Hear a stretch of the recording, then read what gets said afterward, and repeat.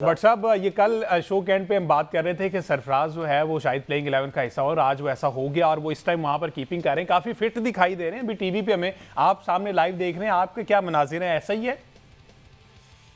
देखिए, अभी वो करंटली पाकिस्तान की स्क्वाड का भी हिस्सा है, टेस्ट स्क्वाड का हिस्सा। तो पाकिस्तान की तरफ से अगर आप रीसेंट टेस्ट क्रिकेट खेल रहे हैं तो फिर you have to be fit and obviously better than others in Pakistan. तो सरफराज तो एक बड़ा ही सीजन क्रिकेटर है और पाकिस्तान का कप्तान रहा है, बहुत सारे मैचेस पाकिस्तान प्लेयर जीते हैं। तो आप एक्सपेक्ट करते हैं कि वो इस लेवल पे बाकियों से डिफरेंट नजर आए। बिल्कुल। अच्छा अजहर खान साहब, इज इट फेयर कि अगर बीइंग मेंटोर भी अगर आप टीम में खेल लेते हैं और लड़कों का, अपने टीममेट्स का हौसला बढ़ाते हैं तो ये एक अच्छी चीज है, या फिर कुछ एक तबका जो है वो उसको भी नेगेटिव ले सकता है? नहीं, देखिए, मुझे इसमें सबका तो कोई कसूर नहीं ना। आखिर किसी ना किसी ने तो उसको ऑफर किया होगा और जब वो एज ए मेंटर टीम में जब एज ए प्लेयर भी खेल रहा है तो he can allowed to do that job.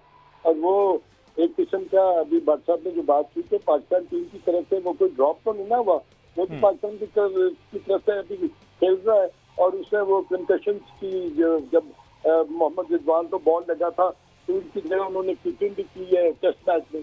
तो इससे जाहिर होता है कि किसी ना किसी ने तो ये चीज ऑफर की होगी ना कि सरफराज आप एज ए मेंटोर भी खेल सकते हैं और एज ए विकेट कीपर भी आप पार्टिसिपेट कर सकते हैं। ये सरफराज की ये इसमें कोई गलती नहीं। ठीक है। अच्छा बट साहब, हमें यंग टैलेंट की तलाश है, बेंच स्ट्रेंथ की तलाश है, लेकिन हमने देखा कि वही चेहरे जो हैं वो दोबारा से परफॉर्म करने लग गए हैं। फ़हीम अशरफ की मैं बात करना चाह रहा हूँ, इन्होंने पिछले मैच में मेरा गालिबन 4 खिलाड़ी आउट किए थे और आज भी पहला विकेट इन्होंने लिया है। तो बाउंस बैक कर रहे हैं, मेहनत कर रहे हैं लड़के। तो अगर यही प्लेयर दोबारा से परफॉर्म कर जाते हैं तो ठीक है, इन्हीं को टीम में दोबारा से ले लेना चाहिए। लेकिन हमजा ऑब्वियसली आप परफॉर्मर्स को कह रहे हैं ना, और उन्हीं के साथ वो यंगस्टर खेल हैं जिनको लोग बार बार, काफी लोग ये कहना चाहते हैं, तब्दीली को वो यंगस्टर का नाम देते हैं कि कोई दूसरा होना चाहिए। बात यह है कि जो सर्किट में परफॉर्म करेगा उसी ने खेलना है। और यंगस्टर कोई ऐसी चीज नहीं है कि जो हर 2 साल बाद आपके पास एक नई लॉट खड़ी हो। एक 30 to 40 प्लेयर का एक सर्टेन पीरियड होता है जिसमें ड्रॉपिंग एंड चेंजिंग चलती है। कोर ग्रुप आपका वही होता है। कोर ग्रुप जिस टीम का स्ट्रांग होता है, जिस कंट्री का, वो बहुत स्टेबल होती है। और ग्रुप्स बड़े जिन कंट्रीज के हैं वो 2-3 ही है, वो हर कंट्री का हर वक्त बड़ा ग्रुप नहीं होता। इस वक्त पाकिस्तान के पास ऑप्शंस इतनी ज्यादा नहीं है। तो जो है आपके पास 6-7, you have to hold on to them unless कि आपके पास उनके पाए गए या उनसे बेहतर प्लेयर आपके पास हो।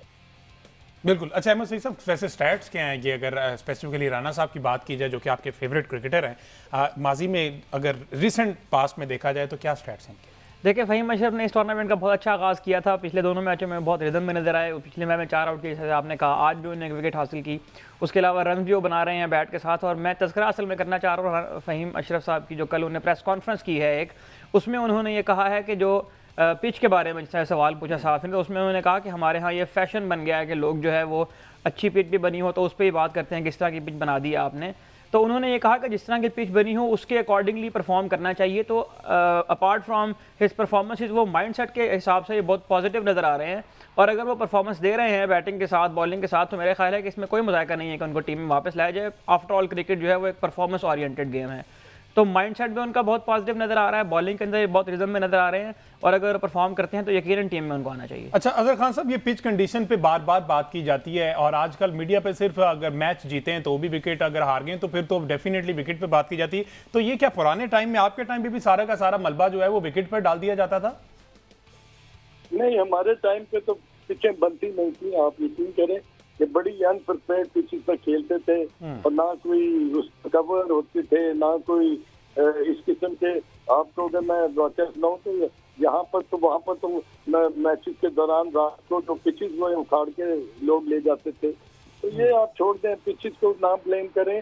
आपकी स्किल का इम्तिहान होता है, आपकी जो क्रिकेटिंग जो डिटर्मिनेशन है और जो आपका खेलने का अंदाज होता है उसका इम्तिहान होता है। ये बातें बनी हुई हैं कि गेंद जी नीचा रह गया, ऊंचा आ गया, स्पिन हो गया जी, ओ जी मैं ड्राइव मारना चाह रहा था, गेंद रुक कर आ गया। No, these are lame excuses. आप जो खिलाड़ी हैं दोनों टीमें, उन्होंने उसी पिच पर बॉलिंग भी करनी है और बैटिंग भी करनी है। तो अगर कोई परफॉर्म करता है तो वेल एंड गुड, अगर वो उसके पास स्किल है और वो अपने एप्लीकेशन करता है, वो ऑक्यूपेशन ऑफ फीस करता है, लंबा खेलना उसको आता है, ठीक है, फिर ये तो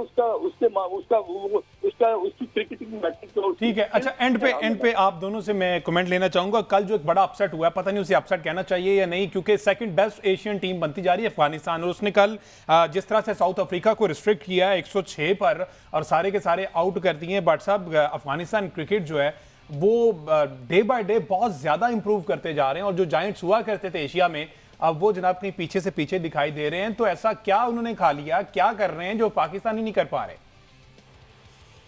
देखिए, मेहनत कर रहे हैं और उनके प्लेयर का काफी पूल है, और उनके प्लेयर्स बड़े कह लीजिए कि बहुत डेडिकेशन के साथ और बड़ी हार्ड टाइम देखा उन्होंने,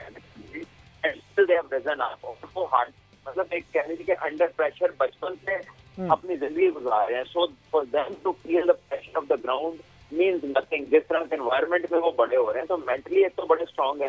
दूसरी बात यह है कि उन्होंने क्रिकेट देखे, सारी दुनिया में क्रिकेट खेल रहे हैं सारे के सारे, और शारजा जो है वो उनका होम ग्राउंड है। वहां की पिच जब पाकिस्तान के उधर गई थी तो होम ग्राउंड में फिर आपकी मर्जी की पिच बनती है, क्यूरेटर आपकी मर्जी की चीज बनाते हैं। तो हमने देखा कि बहुत ज्यादा स्पिन इफेक्टिव उन्होंने पाकिस्तान के लिए भी पिचेस बनाई थी, और साउथ अफ्रीका को भी जो है उन्होंने जो उसी तरह हराया है। और वो एक नया बच्चा जो उनका आया है, I think he bowled really well. मैंने देखा तो नहीं है उसे, बस पढ़ा ही है मोहम्मद हज़नफर। हाँ, तो आई थिंक उधर टैलेंट बहुत है, और स्पेशली अभी आप देखें तो उनके 90 माइल के बॉलर भी आ रहे हैं, उनके स्पिनर्स भी अच्छे आ रहे हैं। तो ये ब्लेसिंग है अल्लाह की, उधर टैलेंट इस तरह से आ रहा है, और जितने वो पैशनेट है, मेरा ख्याल है वो क्रिकेट को समझ के भी ज्यादा खेलने लग गए हैं। आपको याद होगा जो मैच उन्होंने पाकिस्तान से वर्ल्ड कप में जीता है, तो उनके बैटर्स ने किस तरह बैटिंग की। हालांकि उनके पास 2-3 ही मुस्तनद बैटर थे, लेकिन उन्होंने सारा मैच अपने ऊपर लिया। तो यही चीज है कि अगर आप सेट हैं तो आप पूरा गेम को खत्म करें, आप ये मत देखें कि आपके पीछे कौन है। और ये अफगानिस्तान की अगर हम कल के मैच की बात करें तो ये साउथ अफ्रीका का गुज़श्ता 10 साल की एक रोज़ा क्रिकेट की हिस्ट्री का बदतरीन आगाज़ था। 36 रन पर उनके 7 खिलाड़ी जो है पवेलियन में वापस जा चुके थे, और जितनी तारीफ फजल हक फारूकी की जाए वो कम है। वो जो जिसको बेसिक क्रिकेटिंग अवेयरनेस कहा जाता है, उन्होंने पहली 11 गेंदों में 14 रन कंसीड किए। उसके बाद उन्होंने अपना एंड चेंज किया और वो ओवर द विकेट से अराउंड द विकेट आना शुरू हुए। तो उसके बाद हमने देखा कि एक बहुत शानदार स्पेल जो है वो उन्हें करवाया। तो बहुत ज़्यादा तारीफ करनी चाहिए अफगानिस्तान क्रिकेट टीम की। अजहर खान साहब, जिस तरह से अफगानिस्तान की टीम अब परफॉर्म कर रही है, और हमने वर्ल्ड कप में भी देखा है इन्होंने बड़ों को हरा, न्यूजीलैंड को हरा दिया, ऑस्ट्रेलिया के बाद के टफ टाइम दिया, पाकिस्तान को भी हरा। पाकिस्तान को तो खैर अब वो समझते नहीं, मिनोज में लेके आते हैं। तो एक टाइम आपने वो भी देखा होगा जब अफगानिस्तान हमसे मदद लेकर, हमारे ग्राउंड यूज कर हमसे सीख कर क्रिकेट खेला करते थे, और आज आंखें दिखा रहे हैं। ठीक है, आप सीख गए, लेकिन बड़ों का एहतराम जो है वो मेरा ख्याल लाजिम है। अच्छा, बहुत अच्छी आपने बात की, और मेरा ख्याल है कि हमें इस नोट करने ये चीज समझनी चाहिए, और इस प्लेटफॉर्म पर ये बात करनी चाहिए कि ये दिनों में ये पाकिस्तान की टीम नहीं बनी। उनके प्लेयर्स ने बड़ी मेहनत की। राशिद खान उनके ऐसे बॉलर हैं जो कि हमेशा विकेट टेकिंग ऑप्शन उनकी हमेशा कायम रहती है। और उसके बाद फजल हक फारूकी जिस किस्म की लेफ्ट आर्म स्पिन बॉलिंग की है, ऑल क्रेडिट गो टू इनके लिए। अब 50 ओवर गेम में भी ये परफॉर्म करना शुरू हो गए, क्योंकि 2020 में तो उन्होंने वर्ल्ड कप में सेमीफाइनल जो था वो सेलेक्ट कर दिया था। But when they have come to play in one day cricket, उन्होंने साउथ अफ्रीका को, हालांकि साउथ अफ्रीका ने अपने बहुत सारे प्लेयर्स जो है वो नहीं भेजे थे, और नई लॉर्ड जो थी वो खेल रही थी। But credit must be given to Afghanistan के वो बड़े ही अहसन तरीके और बड़े कामयाब तरीके के साथ ना वो अपने जो लैडर्स हैं वो क्लाइंब कर रहे हैं, वो अपने बॉक्सेस जो हैं वो टिक कर रहे हैं। और मैच विनिंग जो टेम्परामेंट होता है ना, वो आपके ड्रेसिंग रूम को और आपकी कन्विक्शन को बहुत आगे लेके जाता है। I think all credit given must be given to Afghanistan कि वो इस टूर्नामेंट में नहीं या इस बाइलेटरल सीरीज में परफॉर्म नहीं कर रहे, बल्कि वो अपने बड़े कॉन्टिन्यूसली वो अपनी जो क्रिकेट है ना उसको एक नए प्लेटफॉर्म पर लेके जा रहे हैं। ठीक है जी, सलमान भट्ट साहब हमारे साथ मौजूद थे, निजी मसरूफियात है जी, कमेंट्री कर रहे हैं, आपने हमें वक्त दिया सर, आपका शुक्रिया। और अजहर खान साहब जो हमारे साथ मौजूद थे उनका भी शुक्रिया, और रिक्वेस्ट हम यही करेंगे अजहर खान साहब से कि किसी दिन हमारे पास आएँ यहाँ पर, और ये बहुत फ्रूटफुल रहती है। क्रिकेट को समझने वाले लोग जो हैं, क्रिकेट पर एक्यूरेट बात करने वाले लोग हैं, वो पाकिस्तान में बहुत कम है। तनकीद करने वाले बहुत ज़्यादा हैं, तनकीद करने वाले बहुत ज़्यादा, इसलिए मैं कह रहा हूँ कि एक निजी चैनल पर बैठकर उनको थोड़ी सी हवा दी गई। आज जो कह सकते हैं कि बड़ी कुर्सियों पर छोटे लोग बैठने ने, खैर ये और किसी मायने में चली जाएगी बात।